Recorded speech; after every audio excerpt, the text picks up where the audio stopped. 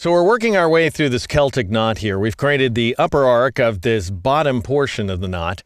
And what we're going to do in this exercise is finish off the green object and bring back the orange object, and then we're going to fill them and stroke them so that they look every bit the way they do right now, except they'll have flat fills and they won't weave in and out of each other, just so that we have the base materials we need to work with.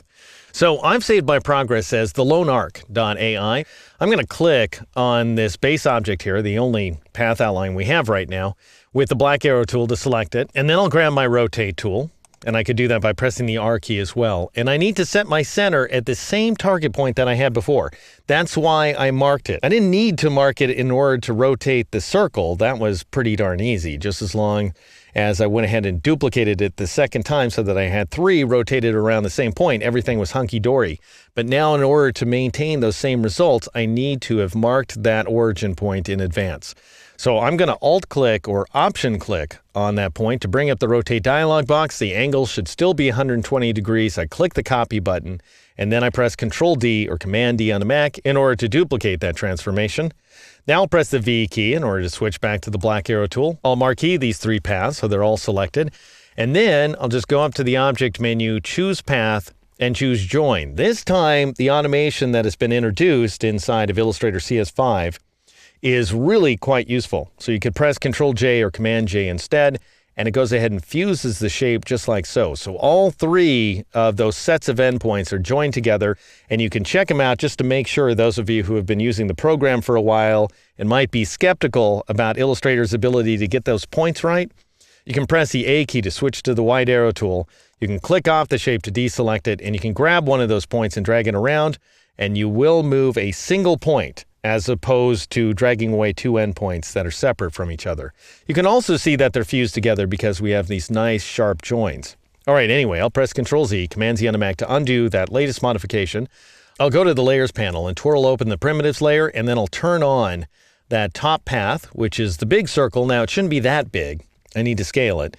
So I'm going to press the V key to switch back to my black arrow tool, select that big circle, switch to the Scale tool, which I could get by pressing the S key. Again, I want to scale from that exact center point there, but because that is the center of the circle, it's already identified as being my transformation origin. So all I need to do is double-click on the Scale tool in order to bring up the Scale dialog box. I want you to change the uniform value to 76%. That way you'll get the same results that I'm getting.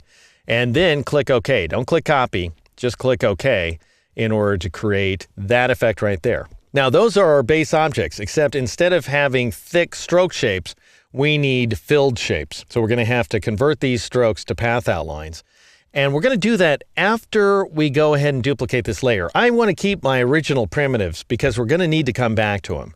And I'll explain why as we work our way through this. But basically, we're going to make a mistake up front. And it's the exact same mistake I made when I was trying to create this Celtic knot in the first place. And I want you to see the mistake because I think you'll find it very helpful. And then we'll see the solution later on. But in the meantime, just so that we don't really mess things up, go ahead and twirl close that primitives layer, grab it, and drag it to the page icon at the bottom of the Layers panel to make a duplicate. Then turn off primitives so that we don't harm it.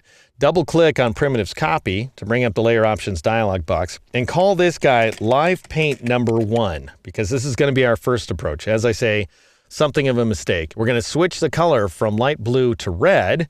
You don't have to do that part. I'm just doing it so that I can keep track of my different layers here, and then click OK in order to modify that layer. Now then, go ahead and grab your black arrow tool once again. Marquee these 2 paths. There's only 2 of them, so this guy in the middle is a single path outline.